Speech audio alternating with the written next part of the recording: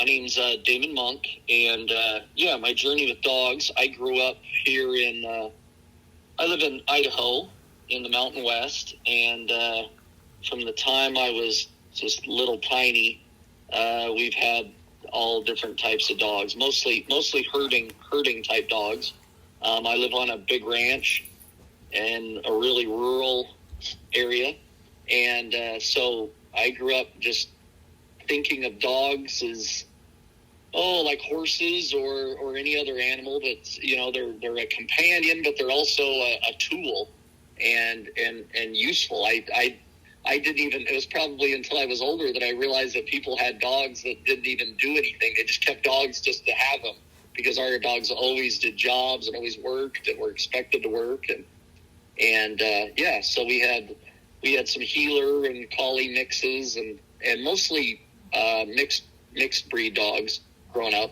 But they were really smart and intelligent and did their jobs. And they were my best friends. I lived out in the country, and so there weren't a whole ton of kids to play with all the time, before I got in school and stuff. And so, one dog in particular, she was by my side from the time I was almost born until I was in high school. So I've always loved dogs from the time I was little, and always been interested in different breeds and different working dogs especially. So I being a dog enthusiast, I had read about a bunch of different dogs. I think we had some books and stuff. I'm an avid reader. I really like history and things like that. And so I had read about the Ridgeback and early African history. It also interested me a lot. So I had read a little bit about them there, and some of I'm also a hunter as well, I should add. So I had read about some of the early African hunting days, the safaris and famous things like that. And anyway, I ran across accounts of Ridgebacks there too. And so anyway, I looked into it more and found out more about the dogs, and just really, really thought they were a cool type of dog. And then years down the road, I ran into had a friend who actually had a great Ridgeback from purebred lineage. And I didn't know anything about the lines then, but it just happened to be that it was from pretty old school working type dogs that had been imported from Africa only one generation before.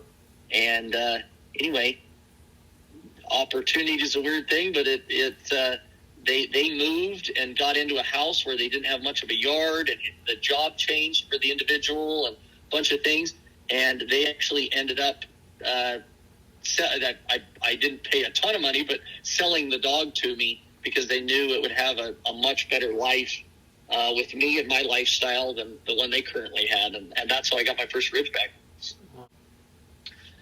I think one of the things I admired the most is their versatility. This is a dog that, and a lot of people don't know that, but this is a dog that, because it's a frontier type dog, just like a lot of the curs in America were, it's a frontier type dog. So it was expected back in the day to be able to do all different kinds of jobs. It's not a specialist.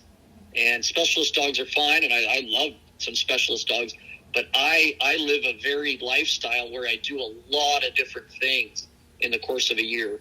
And I really like the fact that I could take this dog with me doing all these different activities that aren't even connected or related or anything else, hunting and herding and doing all different types of things. And the dog,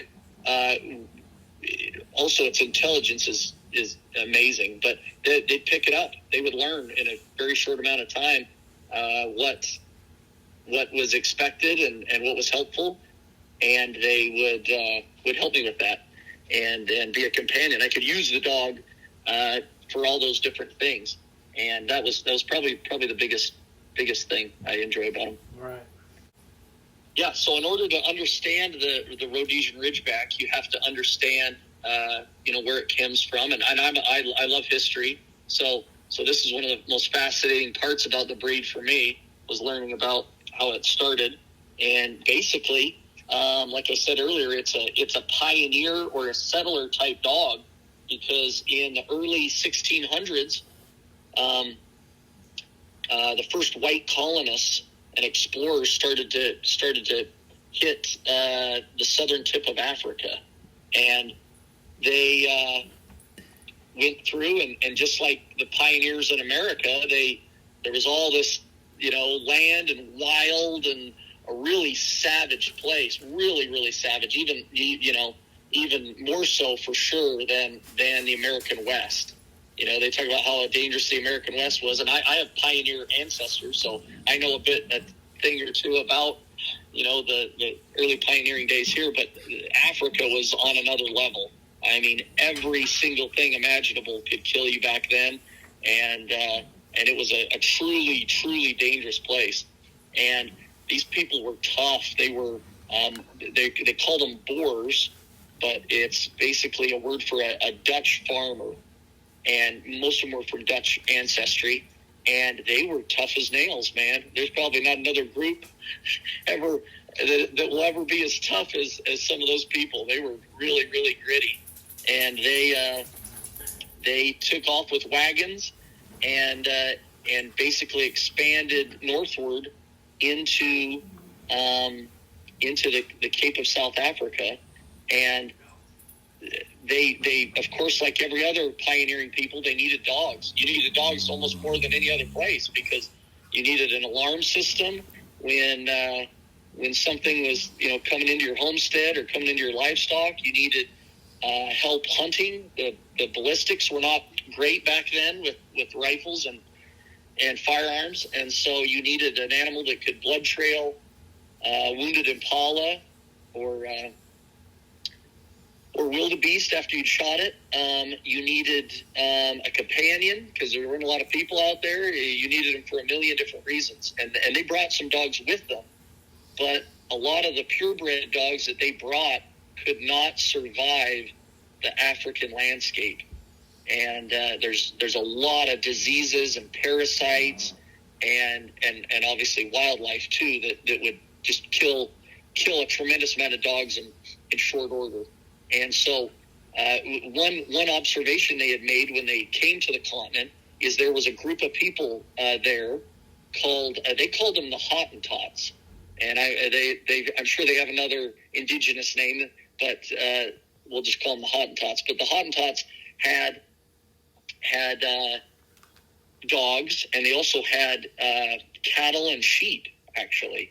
They had brought down, I believe the Arabs had brought in from North Africa, and they had migrated all the way down there. And so they used these dogs, and the Europeans were a little bit prejudiced towards, anything that the Africans had. They, considered it inferior kind of and stuff. But these dogs, they were really impressed with. They're very impressed with the dogs that these guys had. And so it was a smaller dog, and it had a ridge on its back that ran the opposite way, a ridge of hair. And who knows where that came from along the line, but it was a really dominant trait.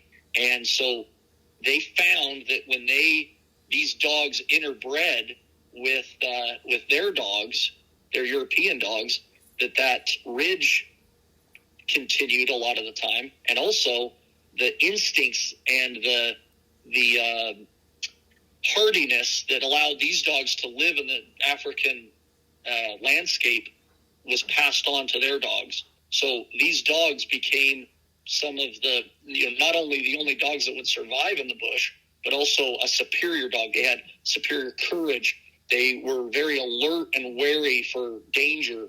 A lot of other aspects as well. They were very loyal in protecting their families.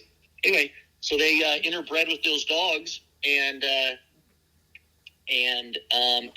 mostly by accident. I'm sure there were some intentional breedings, but a lot of it was just dogs are here and dogs are there, and whatever dogs survive get to breed and pass that on. And anyway, they continued on, and then later, a couple hundred years, this happened with the dogs interbreeding and everything else. And people basically, it was the old days, so people didn't care about breeds much at all, especially the farmers and explorers. All they cared about was a dog that would do the job and could survive. That's the only qualification. And so a couple hundred years went by of these dogs intermixing, and then the northward expansion kind of ramped up, and a lot of the boars, I believe they call it the boar trek, but the boars were kind of displaced out of the southern area and traveled up north into what is now Zimbabwe, and they call that Rhodesia. And it was a really wild country, a very, very dangerous place, a tremendous amount of lions, tremendous amount of dangerous wildlife. Some of the natives were really hostile as well. It was a crazy place, and they took these dogs with them. And a man named Charles Helm, he was a pastor actually, and he traveled all over the area, preaching to people. He lived in a very good stopover point for people that were trekking up into that country. He would invite everybody to, stay at their house that were trekking up there and stay with them. And he had a couple of these dogs, these ridge dogs, and people admired them so much and thought they were so great that they took a few of them. One of the main people he allowed his dogs to be bred to was a guy named Cornelius Van Rooyen. And he was probably the most pivotal individual that helped to consolidate what now is the Rhodesian Ridgeback. And he was a big game hunter, an explorer, a farmer, and a rancher, a soldier. He was just an all-around badass guy. I mean, tough as nails. He almost died about 1 million times, just lived on the frontier. But he was famous for lion hunting, and he really liked these dogs of Charles Helm, and so he bred those dogs into his hunting dogs that he already had. And he found that the dogs with the ridge had superior hunting abilities and courage and speed and agility and all the things needed to stay alive. And so, over the years, his dogs became famous, and they were called Helms or Van Rooyen's lion dogs. And he sold them and gave them away and everything else, and they slowly spread throughout Africa. And in a nutshell, that's kind of how the dogs came to be. I should add also some of the breeds that go into the Rhodesian Ridgeback that Van Rooyen had and some of the other settlers had that went into the mix were obviously the Khoi dog, which is the dog the natives had, the dog with the ridge. That's where they get the ridge from. Greyhound was another dog that was in the mix. Pointer. There were a lot of pointers in Africa at that time. They were a very popular dog in Europe and for hunting. And so there's certainly pointer in the dogs. They mixed bulldogs in as well for the grit and tenacity. So there's bulldog in there. There's Great Dane. They put in some Great Dane to bring the size up. Now, Great Danes weren't as massive as they are now. They were a lot more of a working size, but they were still a large athletic dog. And then Collie was added in for intelligence and probably herding ability and stuff as well. And then they had some Irish Terrier in as well. And who knows, there could be some more stuff, but those are the things we know of fairly certainly.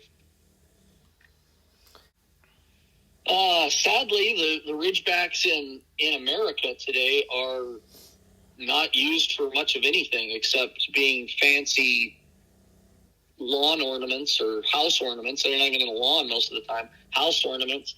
The Ridgebacks, it's kind of a crazy story because they went from being a very, very rough and tumble breed that was owned by the toughest, most common men in Africa. You know what I mean? Just farmers. They're a farmer dog, a farmer, rancher, hunter dog that were used by, the working type people that worked with their hands and lived outside and lived off the land.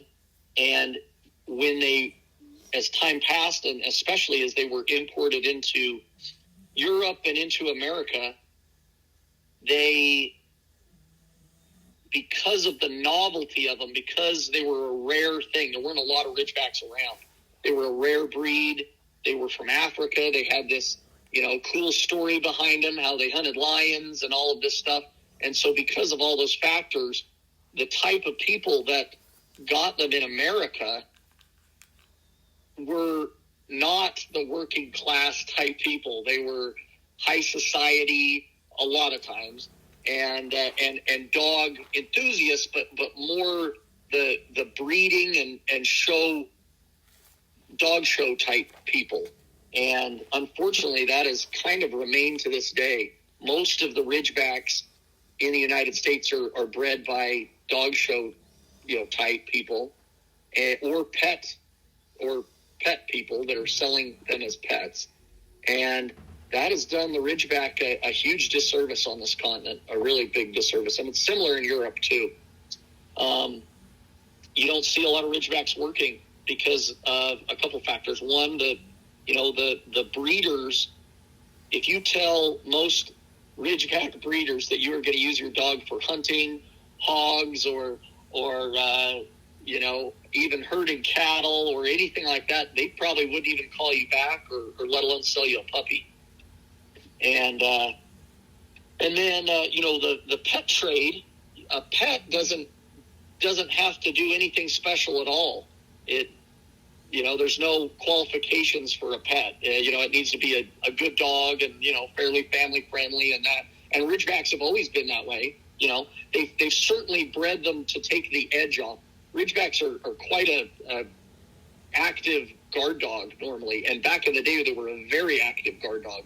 There is no chance you would ever get into somebody's yard or house with a couple Ridgebacks if you were a stranger back in the day. And nowadays, they've bred that down in some cases quite a bit to where, you might have a Ridgeback not even bark or protest or anything if you went into somebody's house. Now, there's a lot of Ridgebacks are still the old school style. Mine certainly are, but there's a lot that have lost that edge, and that's unfortunate because that's not how the dog was designed. But yeah, so pet trade and dog show people are basically the main owners and users of Ridgebacks in the United States these days. Yeah, so I over the years I've kind of networked with other enthusiasts for the Ridgeback, and I have contacts in Germany, in Sweden, in Africa, of course, in a few other countries that still have working type Ridgebacks, and it's pretty scattered all over the place. So there's no mecca of area where there's just a huge concentration of working Ridgebacks. They're pretty scattered around, and I'm trying to. My goal is to kind of consolidate that and get, over the years we've tried to have some groups and things like that where we can keep that blood alive and keep active breeding of those style of old-fashioned Ridgebacks to be able to continue that on. So my dogs differ in a few ways. The physical standards, they don't differ a ton. One of the only things the Ridgeback community has done very well is they've done a fairly good job of keeping the Ridgeback physically somewhat similar to how they were. I mean, there's a big discrepancy. Some areas of the country you get Ridgebacks that are really large, and that they certainly shouldn't be too big. and some you get them a little on the smaller side, but smaller is actually more historically correct. It's the temperament and demeanor and drive and instincts where they've really dropped the ball. So my Ridgebacks are a little bit smaller than some that you might see at a dog show. But they're within the standard still. But and the main difference where mine differ from a lot of Ridgebacks that I've seen in the country is in their demeanor and instincts. They're very, very much the old school type dog. They're very protective of the property and my family and children, but very controllable. I can completely call them off if somebody comes over and unannounced and everything else. I can call them off and they listen and everything. But I mean, without me giving the command, you're not getting into my area or my yard or house or anything like that. And hunt wise as well, they just on their own completely. They have the drive to smell out and flush birds. They'll blood track on their own from the beginning. I mean, I've worked with all my dogs on this as well, but just naturally from the beginning they will start doing this, and then baying up game too. They just naturally want to seek out and bay up big animals that like to fight. So I've used that to my advantage here. I live on a big cattle ranch, and we have to move cattle all the time. We live right next to the mountains, and we graze our cattle out in the mountains and forest, out in the wilderness all summer long. And so come fall, we have to ride for, sometimes it might take a couple weeks, ride through the mountains and places you could never get, any kind of motorized vehicle or even a four-wheeler motorcycle, and on horseback and round up all these cattle. So they use their nose and other characteristics to help find these cattle and bay them up, and then we herd them back down for the winter. And they'll do that with mountain lion, with bear. I hunt raccoons all the time with them. They hunt upland birds. I hunt pheasant and grouse and things over the top of them. Let's see, they'll do almost anything, especially if they have a little bit of training. They really enjoy hunting. So that's probably the biggest difference in my dogs versus a lot of the others. Is sadly, not all, but a lot of dogs in North America anyway, and probably Europe as well, have lost some of that hunt drive and instinct. I have friends that run, pure hounds and everything else. And you have to always be wary of it with any type of dogs, because skirmishes can arise just like people.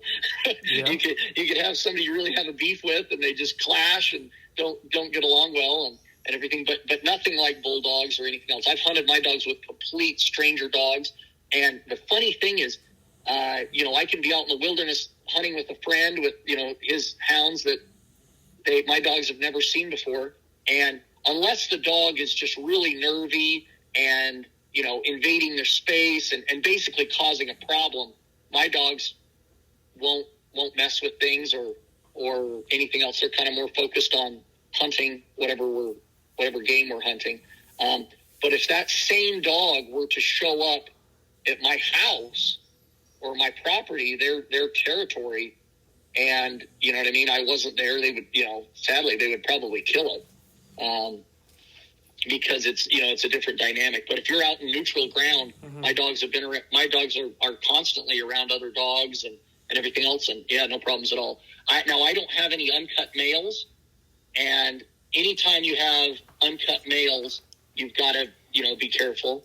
But I've been around some uncut males hunting, and they worked with other dogs and were fine. But if you had two uncut males, you would need to really watch things closely, just to be careful. But Yeah, there's Ridgebacks.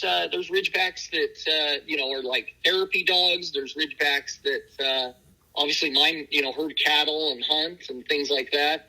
There's Ridgebacks that are detection dogs. I working on a project now. I can't talk a lot about it because I've signed a disclosure statement, but I'm working on a project now that would involve Ridgebacks in a aspect of national defense. And so, yeah, there's Ridgeback. Ridgebacks have a good nose. It's not to the caliber of, a pure hound. No other dogs are. It's not a pure hound as cold as a pure hound, but it's probably above a German Shepherd or a lot of the Shepherd breeds. They can take a trail, they can blood trail an animal really well. They were expected to do that in the early days, a lot. That was one of the main things they would be used for, besides, hunting predators. Is all those early colonizers. They hunted. The amount of game in Africa was just unbelievable. So they would go out hunting regularly, and the ballistics back then would rarely kill an animal the first shot. And the type of terrain in Rhodesia is very scrubby and a lot of brush, and kind of similar to parts of South Texas and stuff, where there's a lot of brush and thickets and things like that. And very often the dogs would have to trail an animal for miles and miles to recover it for the dinner plate. And so, yeah, they have a really good nose. So you can use that nose for a lot of different things, for detection, for hunting, and et cetera. And they're a very athletic dog. They're unbelievably athletic. I guess I didn't talk about that enough, but they are one of the most athletic dogs in the world, guaranteed. Written into the standard back in the day, it was written that the Ridgeback had to be, any specimen of Ridgeback had to be able to keep up with a running horse or a fast-moving horse for 30 miles. And there are only probably, you could count on one hand the breeds of dog that exist in the world that could keep up with a horse for that distance in the African sun and heat. Not many could do it. Mm-hmm. And especially have the strength at the end of such a journey to be able to bring down an impala or some other antelope or something like that. They're an incredible specimen. They can go all day long. While gathering cows and things like that, I've been on the four-wheeler before, and with an odometer, and I've gone over 50 miles in one day, and the dogs have probably gone at least 10 miles or so, 15 miles more than that, running up and down the hillsides and everything else. But the four-wheeler itself went 50 miles, and the dogs went the entire day from morning until night, nonstop.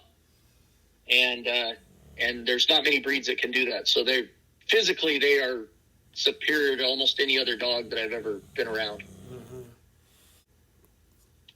Yeah, their trainability is pretty good. They're not as easy to train, and they're not as eager to please as some of the shepherd breeds. Mm-hmm. You can breed a collie, like that. You can breed a German Shepherd or Malinois, fairly easily. They want to please you. A Ridgeback has 1 foot in one world and 1 foot in the other. Because they're a mixed breed, they have some of the they're very loyal. So you never have to doubt the loyalness of the dog. So even though they might not want to play fetch with you because they think it's stupid, they would protect you. You know what I mean? A good specimen would die protecting you. And my dogs have proved that over and over again. I mean, they would fully die and to protect me or my family. And so they've got kind of a dual nature. They will help you with something if they feel like it's important, which all of the activities I try to involve mine in are important and everything else. And it passes their test, I guess, to think if it's cool. But they're not like a lab or something where they'll play fetch with a ball, 100 times in a row on your lawn. They'll look at you after the first or second time like, what's the point of this? And that's kind of carries on to other things too. They'll listen. They need to be trained well, but they listen pretty well. I have pretty complicated in instructions and commands that I use mine for, but they still have a tiny bit of aloofness where they're independent enough. They'll think nothing of taking off, and if they're not trained better, they'll trail something for a while you're yelling at them and stuff like that, because it's more interesting to them than you if you don't have a good handle on your dog. Mm-hmm. So I would put them about a moderate level of trainability. Mm-hmm. Yeah, they're fairly healthy dogs. There's a thing that they inherited with the ridge called dermoid sinus, and that's basically where the ridge, the hair follicle, when it might happen in utero, or I'm not sure, but it basically goes down under it. It ends up going down underneath the skin and can cause spinal issues and basically makes a pathway for germs or bacteria to get down inside of the body from the exterior of the dog. And so that's a very bad thing. Any dog with dermoid sinus, you probably want to cull, or I think they have a surgery now that you can do on the dog, but you certainly don't want to breed a dog like that. I've never had anything like that, but I do check for it. It's not super common, but it's a unique thing because of the ridge that no other breeds probably have. And then you have to watch their thyroid. They can have hypothyroidism sometimes, not very common, but it can happen. So a thyroid test is always a good idea. Hips and things like that are usually good, but I test for it anyway, because this dog is supposed to have just outstanding carriage and stuff like that. And if you're going to run 50 miles in a day, you've got to have excellent elbows and hips. And most of them do, but it's still, like any breed, when they breed bigger and bigger dogs, those problems crop up more and more. And that's a lot of them. They're pretty healthy. So what does health testing mean to you? Health testing means to me that a dog has been that a dog has not been bred. I would never breed a dog, when they're 2 years old or something like that, because you have no idea. Just like a lot of people, you could be fit as a fiddle when you're 18, and then you turn 30 or 40, and you have a whole host of problems come in and that weren't apparent earlier. So I like, a middle-aged dog that is, healthy and has no congenital problems. I test for elbows and hips and thyroid, and there's several others. I don't have them in front of me, but there's several other tests as well I test for. But for me, which this is where I differ from most of the other breeders that you'll find, at least in America, for Ridgebacks, is, for me, a tested dog is a dog that has been put through the gears. It has been used extensively. It's covered hundreds and hundreds of miles. It's gone through winters up here. It's gone through heat up here. It's gone through all different types of testing factors, that intelligence factors. I mean, to be completely honest, a dumb dog won't survive here with vehicles and with dangerous animals and with all the other things that we have. A really not intelligent, not savvy dog will probably not live to adulthood.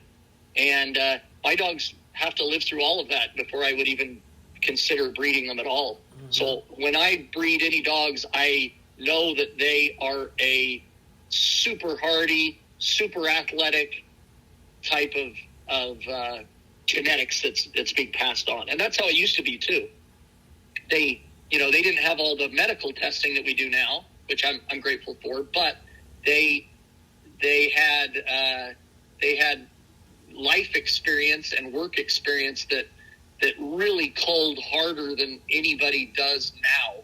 The natural environment culled incredibly hard. And I don't live in Africa, so it's not as difficult here, but based on the observations and everything else, in my work, it's still very strenuous work, and I can still see if a dog has it or if it doesn't have it. Right. Yeah, so I live in Idaho, so the temperature ranges a lot here. I mean, I'm kind of in southeastern Idaho, and so we get, pretty cold winters. And the dogs, you would not want to have a Ridgeback. Most Ridgebacks are indoor dogs these days in America, but that's you don't have to have them living completely inside. I don't have my dogs living in the house with me because my dogs are out working. They're covered in manure sometimes. They're covered in blood sometimes. They're, have ticks sometimes. They have, all of the things of the wild with them. But I do have a heated doghouse for them in the winter. And I'll turn that on about, November or so. And it has a heat source in there. They can get, out of the cold if they need to, everything else. And that helps them for sleeping and just idle time. A Ridgeback has a single layer coat. They don't have an undercoat like a lot of breeds do. So they are more susceptible to the cold. Now, if a Ridgeback is up moving around and working and everything else, they can handle very cold temperatures and be pretty comfortable.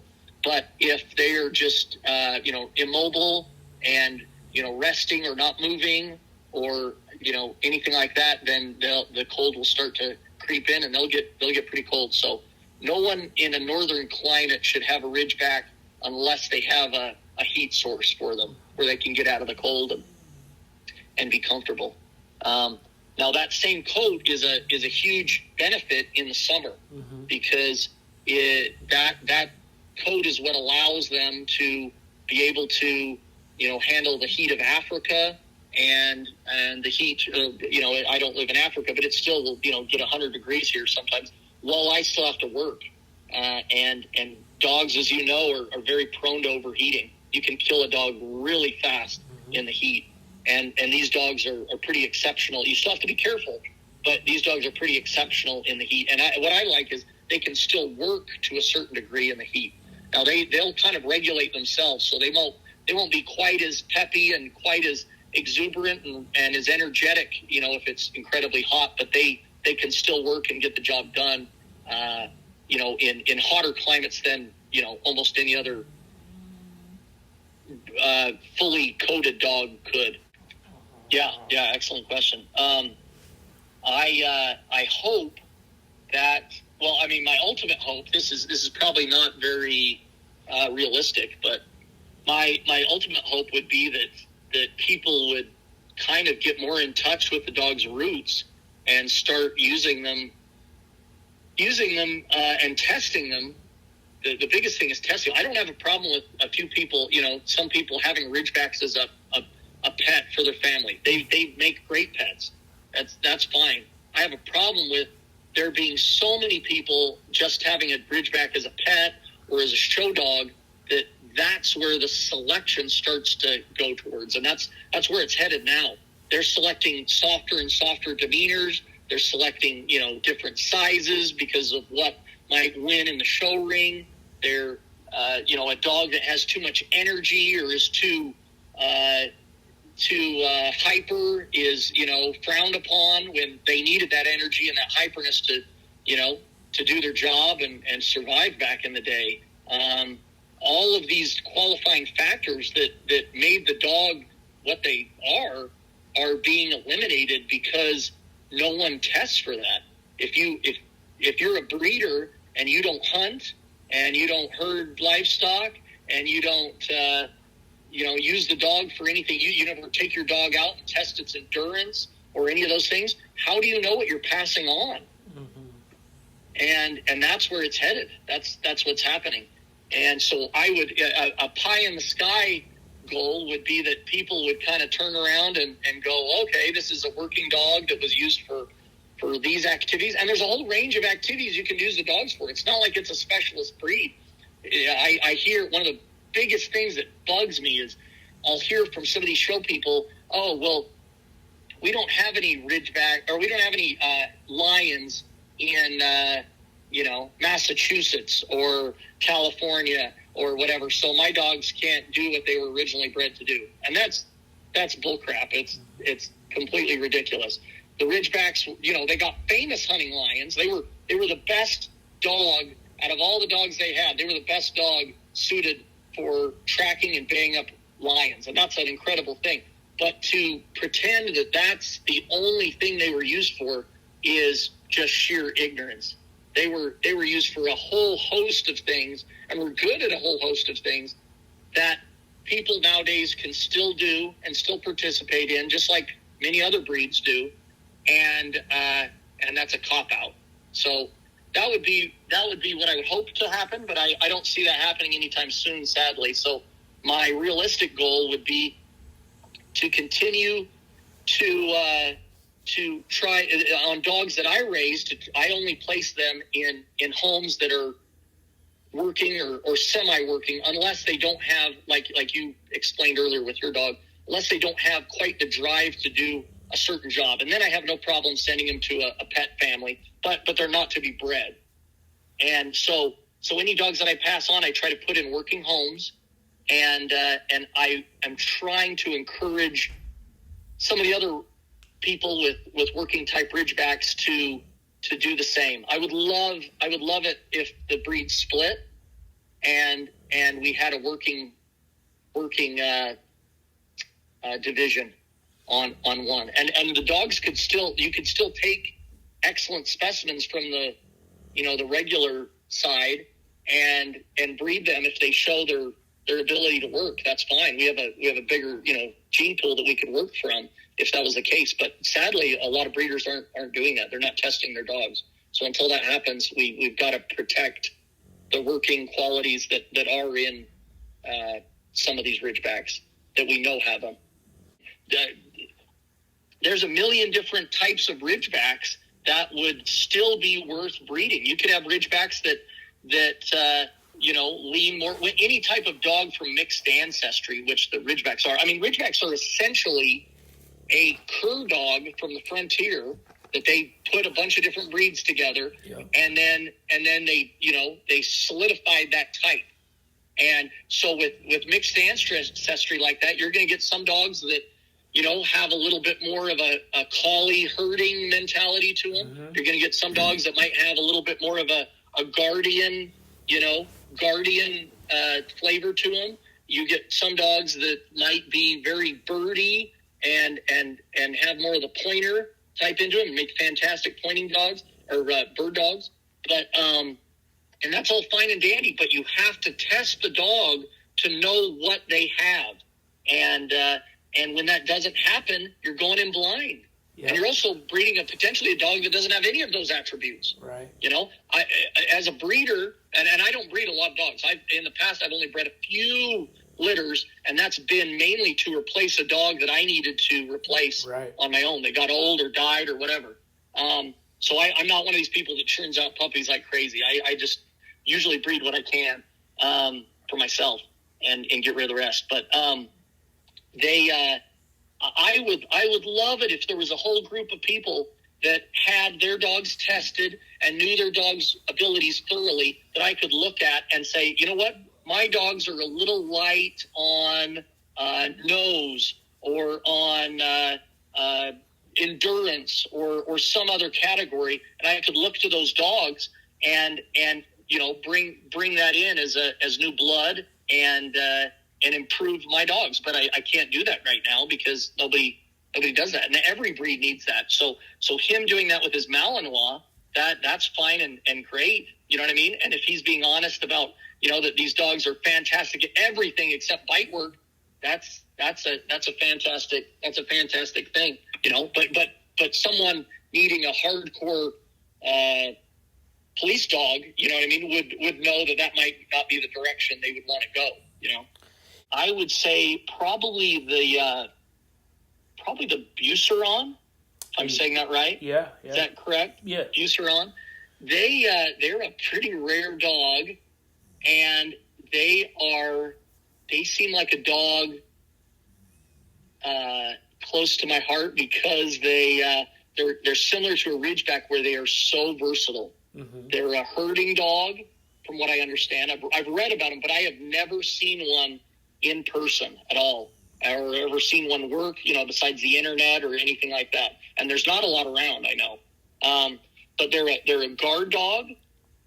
They're a herding dog. I'm sure that you could probably hunt, pigs and stuff like that with them. They're an athletic dog, and they're great with families and stuff, from what I understand too. So it would probably be that breed. What's your favorite little small dog or lap dog? Oh, that's tough because out here where I am at, you cannot have on a ranch setting, unless it was just a strictly indoor dog. You cannot have a little dog easily at all. If I had a little dog, it would probably be dead. If it ran around with me and my activity, it would probably be dead within a couple weeks because of the coyotes that we have and stuff. Mm-hmm. They will just snatch up a little dog real quick. But I would say probably I don't know if they're considered little or not, but probably a Jag Terrier. Uh-huh. I'm really impressed with them. They their heart is just tremendous, unbelievable, and from what I understand, they have some scenting ability to them, and they're a feisty little dog. Excellent. Thank you so much, Sean. I appreciate it. Thank you. Take it easy. You too. Bye.